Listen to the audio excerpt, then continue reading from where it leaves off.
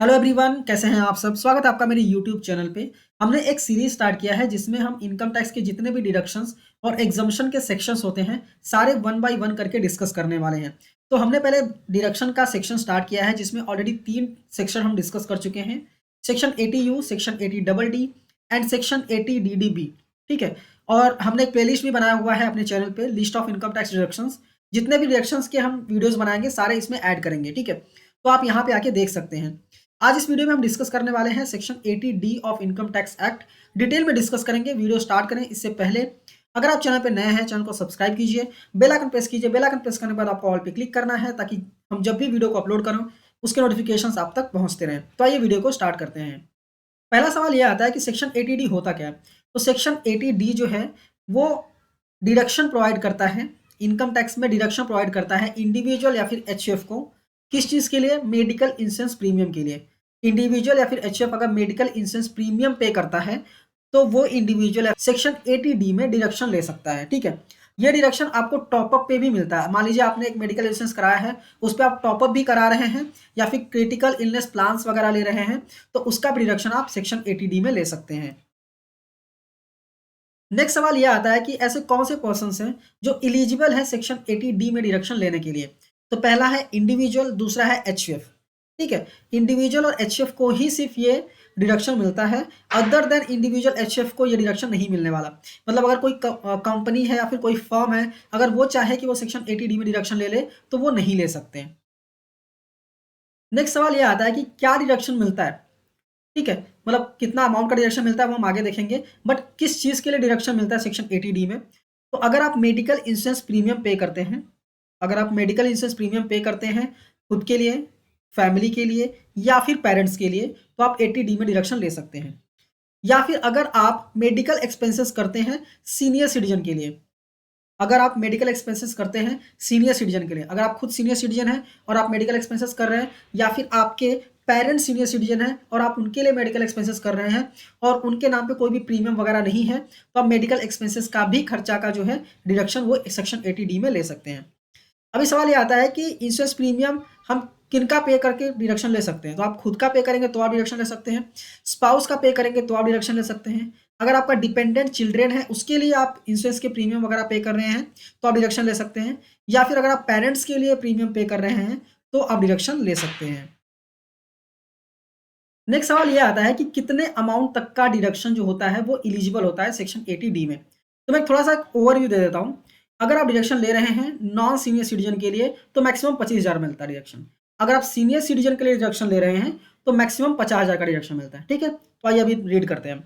अगर आप health insurance premium पे कर रहे हैं तो पहली बात तो कैश में पे करेंगे तो अलाउड नहीं है, आपको हेल्थ इंश्योरेंस प्रीमियम पे करना है और मैक्सिमम आप ट्राई कीजिए कि बैंक से पे कीजिएगा। आप बाई एनी चांस अगर कैश में पे कर रहे हैं बट आपके पास प्रीमियम की रिसिप्ट वगैरह है तो चल जाएगा, बट ट्राई कीजिए कि आप बैंक से पेमेंट करें तो ज़्यादा अच्छा है। ठीक है, हेल्थ इंश्योरेंस प्रीमियम का डिडक्शन मिलता है, कितना मिलता है? 25,000 तक, खुद के लिए, स्पाउस के लिए, डिपेंडेंट के लिए, डिपेंडेंट चिल्ड्रन के लिए या फिर पेरेंट्स के लिए।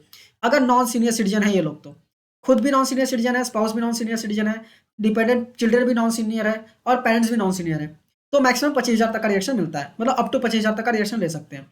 बट अगर पेरेंट्स या फिर खुद या फिर फैमिली अगर सीनियर सिटीजन है तो 50,000 तक का रिएक्शन मिलता है।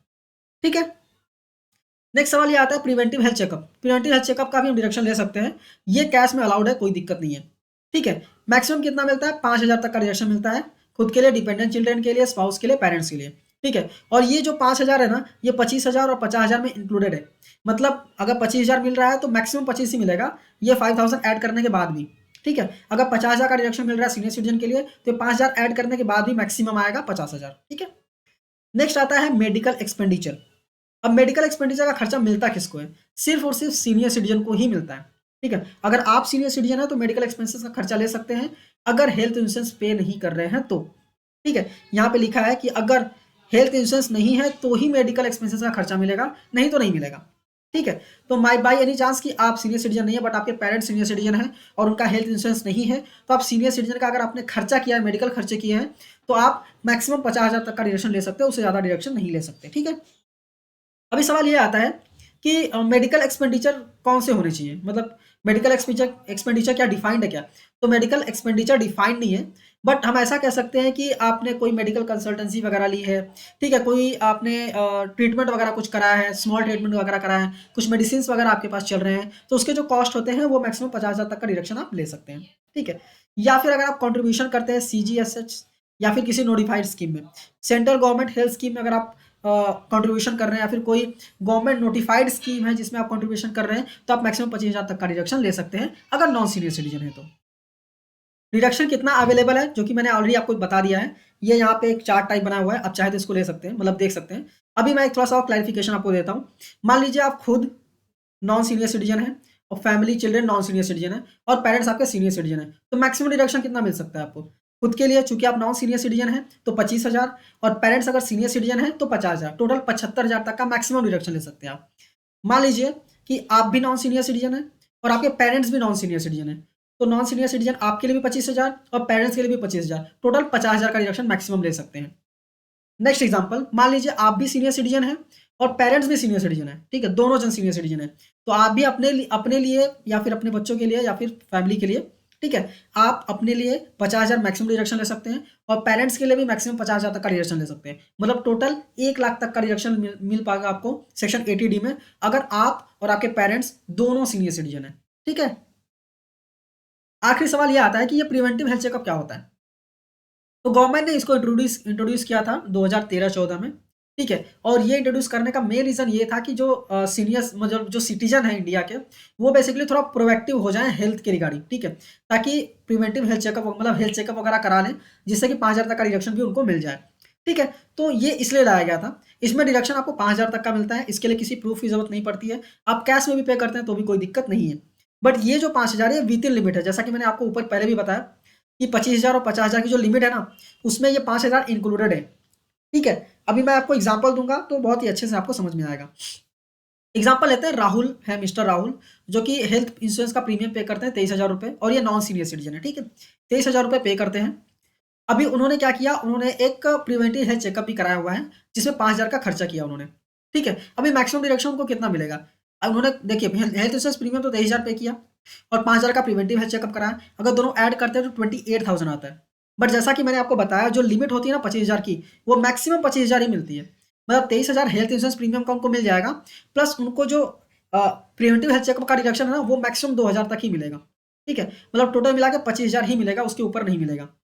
अभी वापस एग्जाम्पल को थोड़ा सा मॉडिफाई करते हैं। मान लीजिए मिस्टर राहुल है, ठीक है, ये सीनियर सिटीजन है, मिस्टर राहुल है, ये सीनियर सिटीजन है, इन्होंने हेल्थ इंश्योरेंस प्रीमियम पे किया है 23,000 रुपये का, और इन्होंने क्या किया है, खुद के लिए प्रिवेंटिव हेल्थ चेकअप भी किया है 5,000 रुपये का। अब उनको कितना डिडक्शन मिलेगा? क्योंकि अभी उनके अब वो सीनियर सिटीजन है तो उनके पास 50,000 की लिमिट है, तो अब ये 28,000 का पूरा डिडक्शन ले सकते हैं, ठीक है। आई होप आपको क्लियरली समझ में आ गया होगा। फिर भी आपको कोई भी डाउट रहेगा ना इसके रिगार्डिंग, तो आप कमेंट करके पूछ सकते हैं। यह वीडियो अच्छी लगी है तो इस वीडियो को लाइक कीजिए, अपने दोस्तों के साथ भी शेयर कीजिए, और हम डिडक्शन के सारे सेक्शंस 1 बाय 1 करके अपलोड करने वाले हैं, तो मेक श्योर कि आप चैनल को सब्सक्राइब करके रखिए, ठीक है। तो मिलते हैं नेक्स्ट वीडियो में। Thank you for watching and all the best.